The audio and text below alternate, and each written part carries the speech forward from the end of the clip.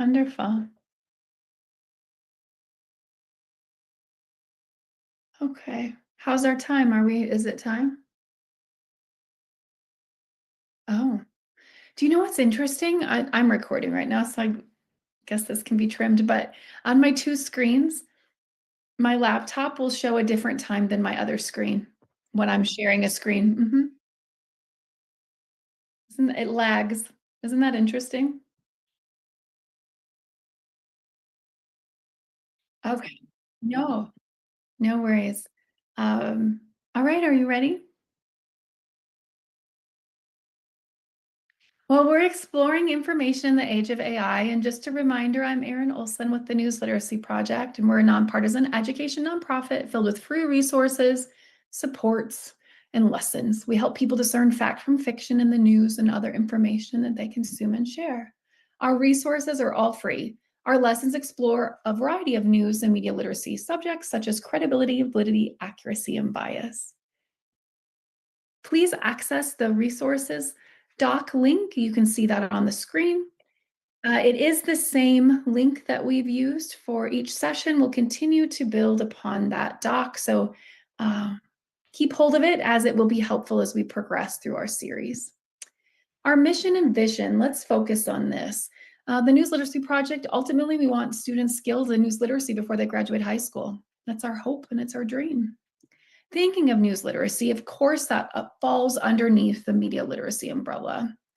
This promotes engaged participation in civic life. It's a discipline within media literacy focused on specific non-ideological principles in teaching.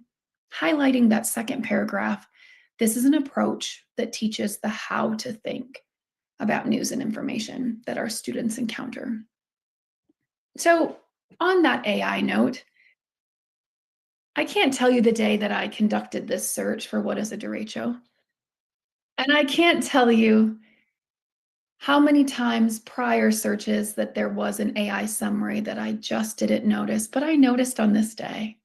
And I'm sure by now all of you have noticed that when we search on Google, an AI summary, an AI overview is at the top.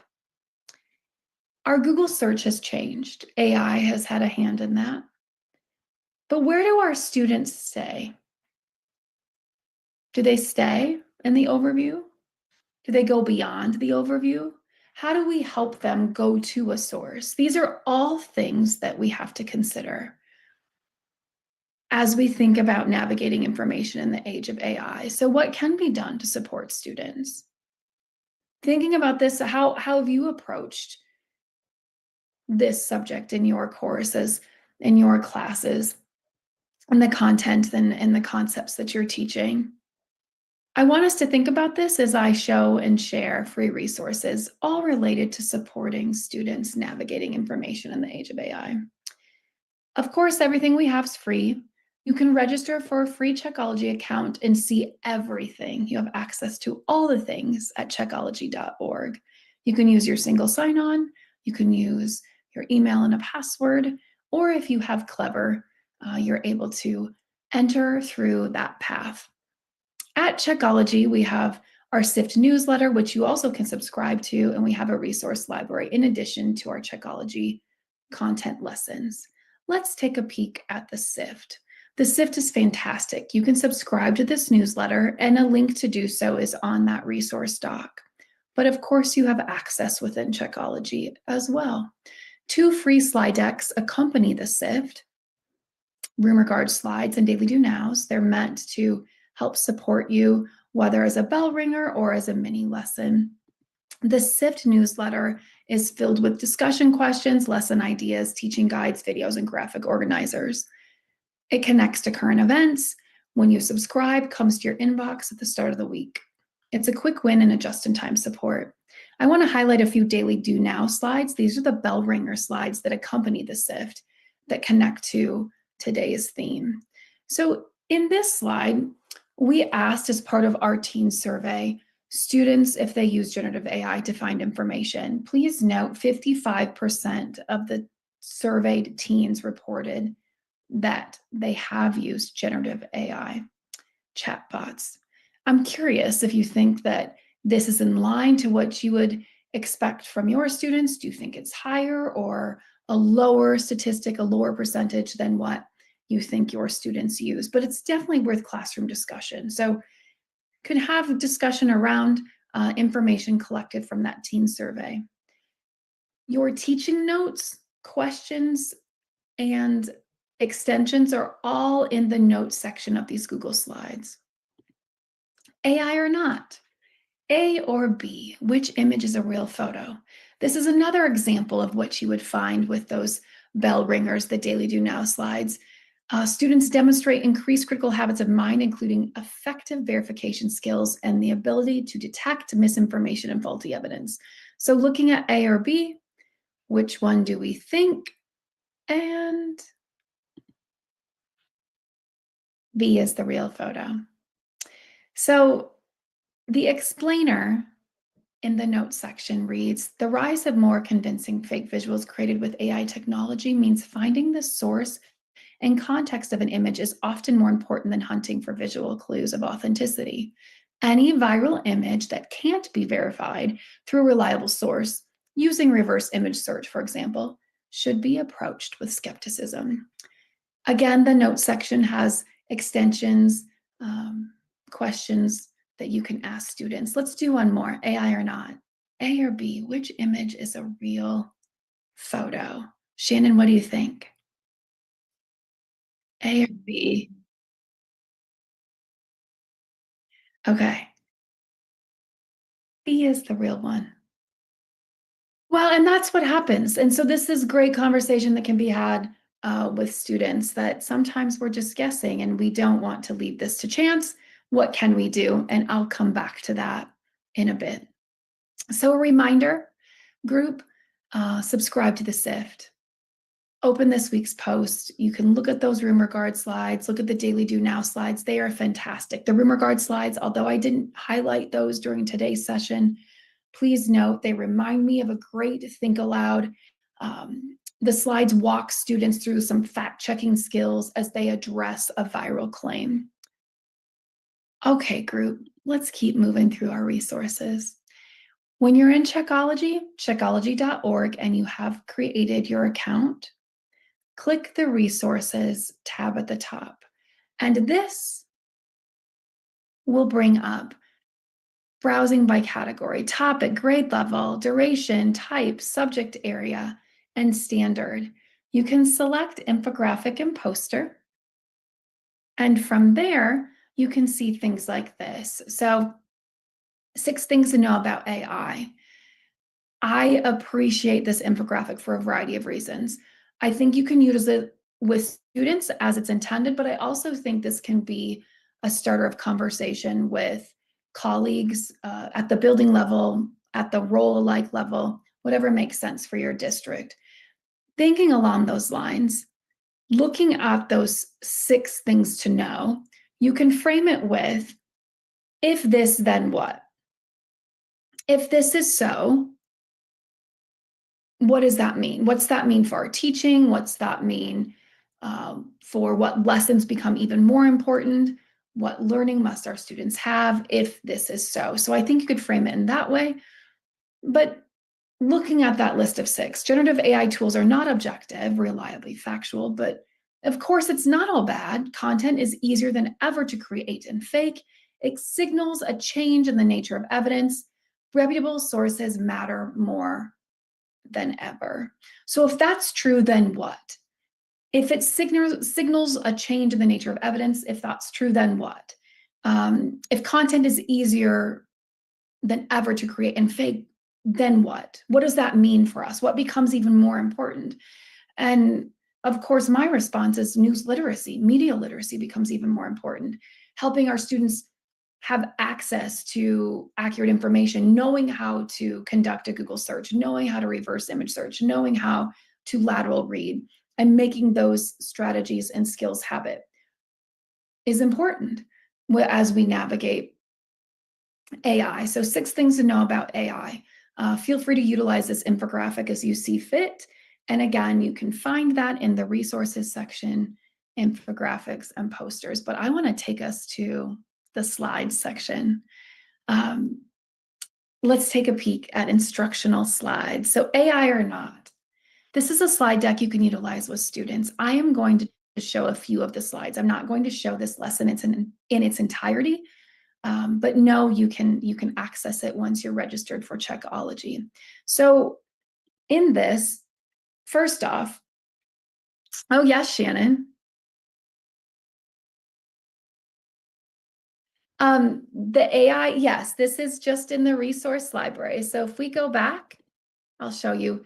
You can access it from the instructional slides. So resources, instructional slides. Yeah. So this is another, yeah, you're welcome, Shannon. This is another slide deck that's helpful. So add it to the other two that I've talked about already. So this is focused on AI or not.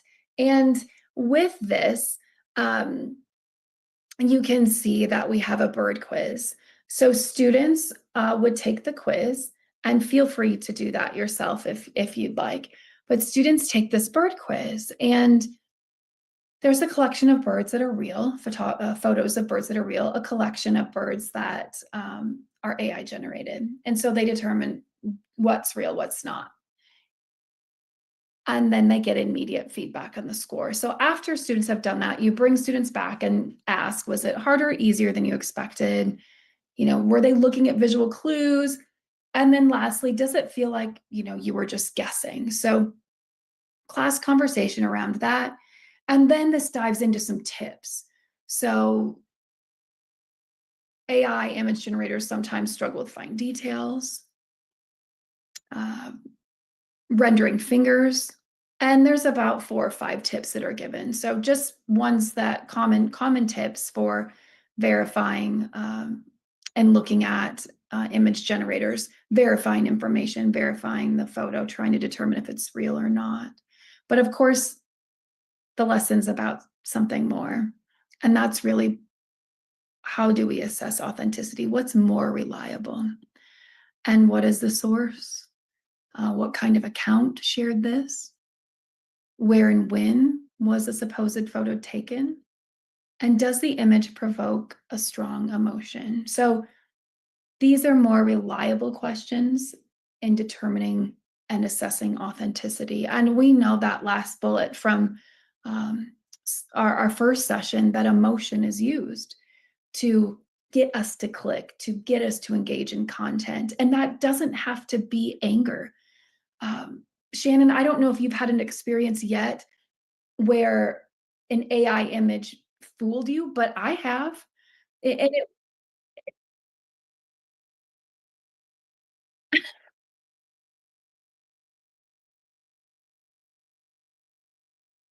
and it is easy to be fooled, but all of these questions help as we assess authenticity. And I know the one that got me was an AI image generated movie poster of Pretty Woman 2.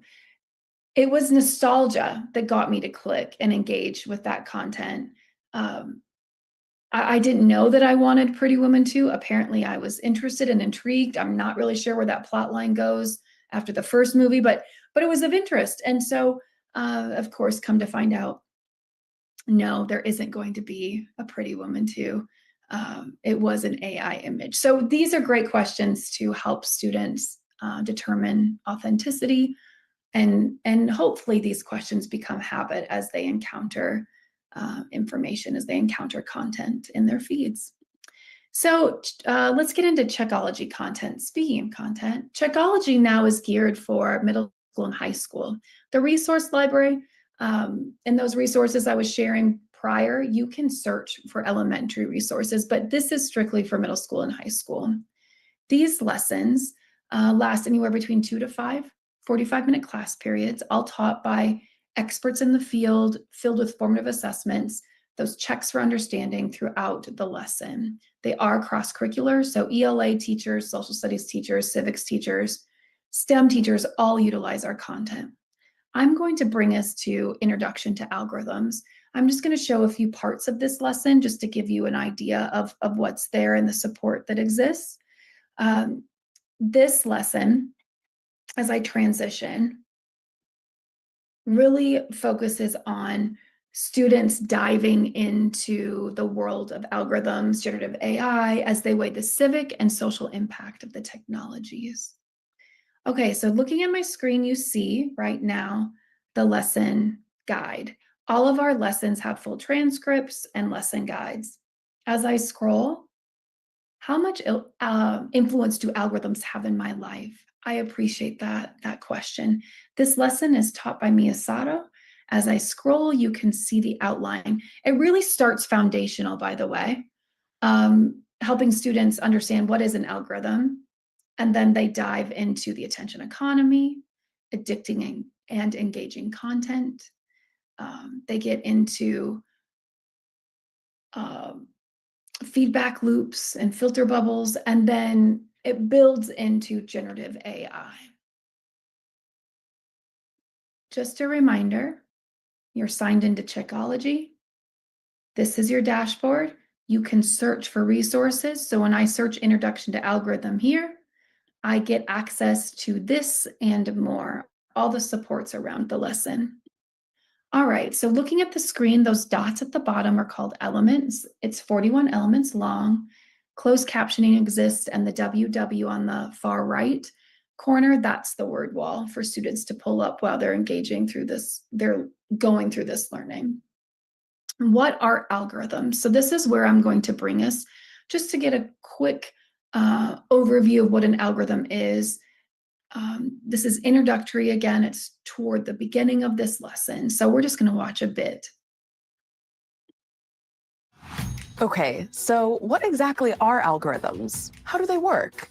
Well, in the simplest terms, an algorithm is a set of rules that a computer uses to automate certain processes. They're kind of like recipes, a series of steps that a program follows to do a particular job. So let's say I want to cook up a quick algorithm designed to get and keep your attention online. We'd need a half a cup of popularity, 1 cup of search history, 2 tablespoons of interest, and just a dash of sensationalism. I'm done! I have some things I really think you'll like. Algorithms can be difficult to wrap our heads around because... Okay, so series, a process, you get the idea. And then a quick check. We answer which of the following best describes what an algorithm is, and we know a set of rules, and it's auto-graded. Here's another example of a formative assessment. Which of these searches would generate the most impartial, least biased results? And so it's probably hard to see from your seat, but there's questions here. So students would determine what's the most impartial question for a search. So they learn more about that, about questions asked, how that influences a search's return. Generative AI, we are just advancing toward the end of this lesson now. So you saw Algo, who is algorithm personified. Algo was in the white jumpsuit of sorts. And now you're going to meet Jen, who is generative AI personified. We'll just watch a bit of this lesson. Oh, it looks like 2 things in your cart are now available for a lower price. Mia, this is Jen. Short for generative AI. She's so cool. If you thought the things I could do were impressive, just wait till you see what Jen can do. Bye.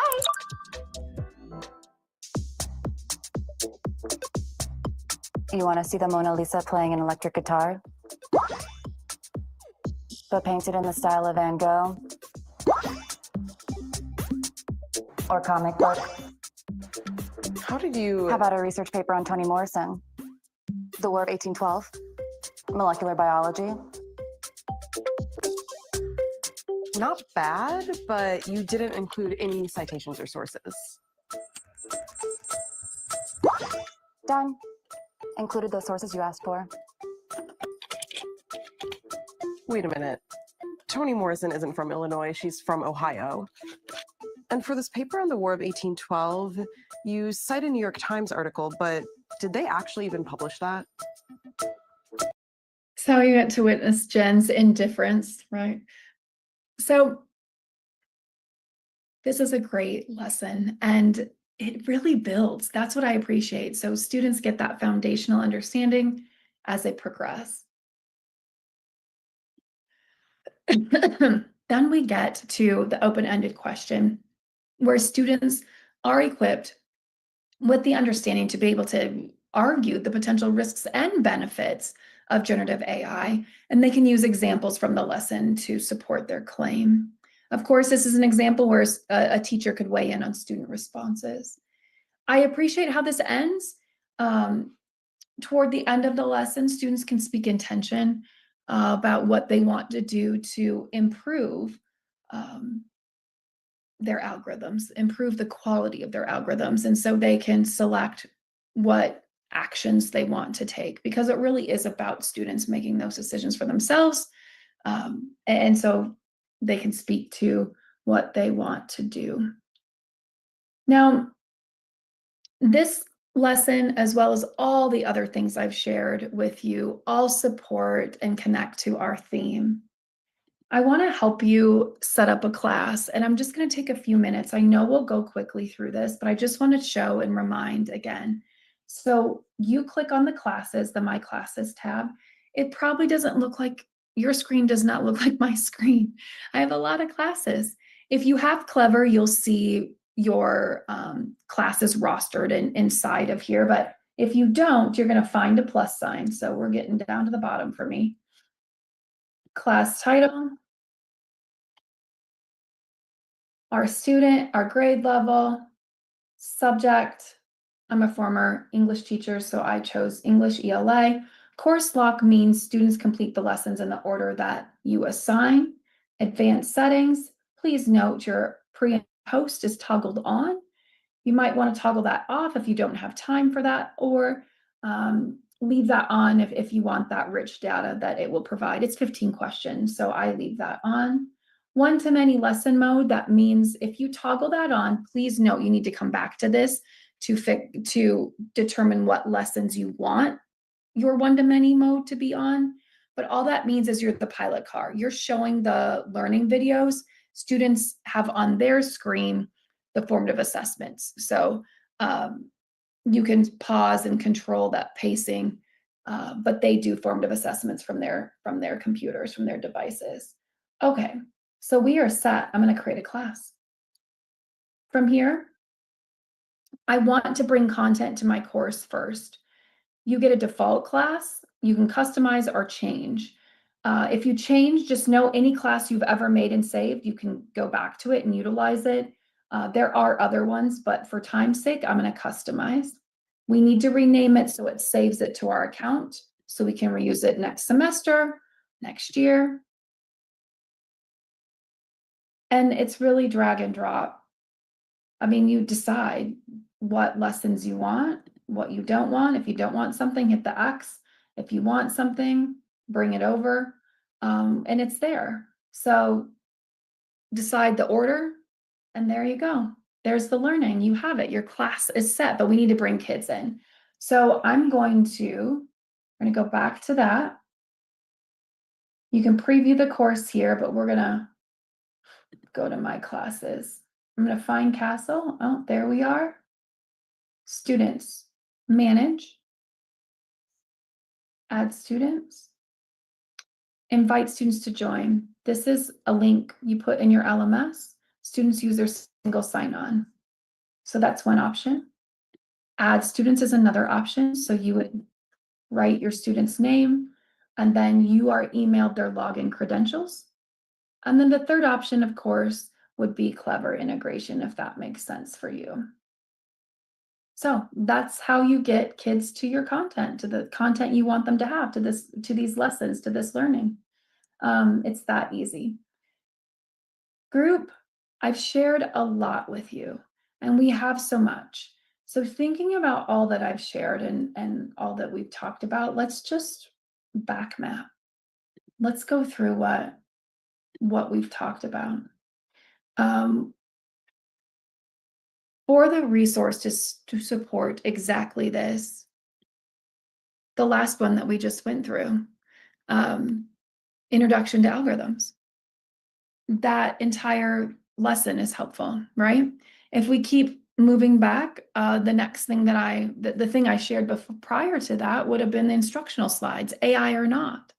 AI or not, students taking the bird quiz, thinking about those tips, but ultimately thinking about what are better questions we should ask when assessing authenticity. Prior to that, I talked about the infographic, 6 things to know about AI.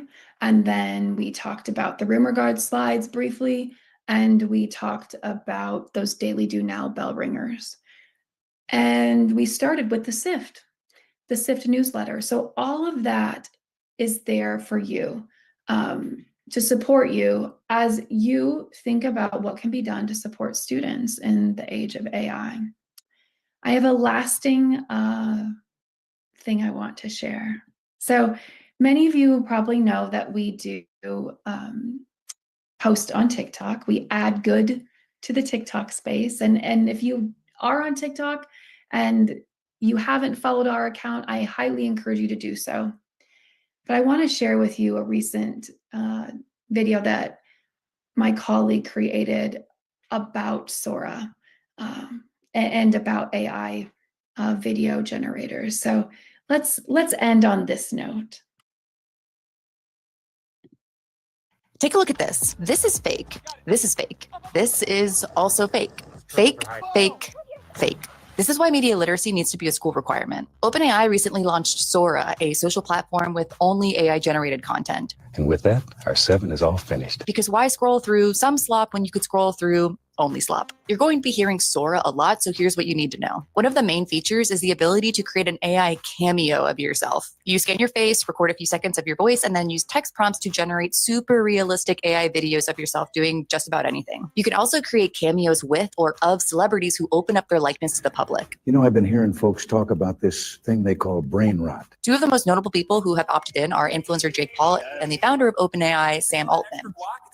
I paid almost $3 for this. Here is fake CCTV footage of Altman shoplifting at a Target. While some earlier AI-generated videos would still get the physics wrong, you'd see people running backward on a treadmill, the quality of Sora videos is insanely good. And just after days of it being unveiled, Sora quickly got out of control and became a copyright nightmare. So now there are a few new guardrails in place. When it came to your cameo, you could choose who had access to it, either just yourself, your friends, or everyone. But you didn't have the ability to approve what other people could create using your likeness. The head of Sora posted on X that you can now add restrictions on your cameo to keep others from using it in ways you wouldn't want. The post goes on to say that Sora will be working to make the watermark more prominent. Right now, it just looks like this with no mention of AI, and there are already a ton of watermark removers out there. Even with these new guardrails in place, they aren't infallible. And the ability to create extremely convincing mis- and disinformation so easily means news and media literacy education has never been more important. But education can move slowly. Technology doesn't. So if you're a teacher wanting to bring these lessons into the classroom,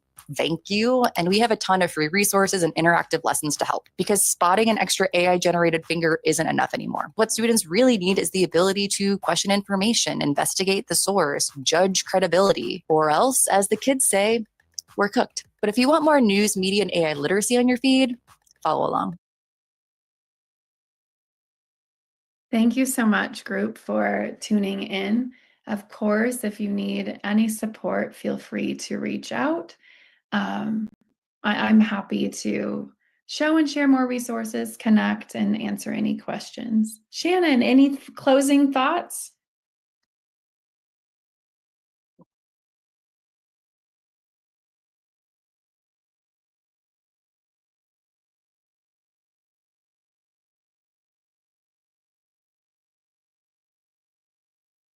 Thank you, Shannon. Thank you for saying so. And it's just, it's important to have accessible supplemental resources for educators, and we're glad that educators find it helpful and useful and impactful.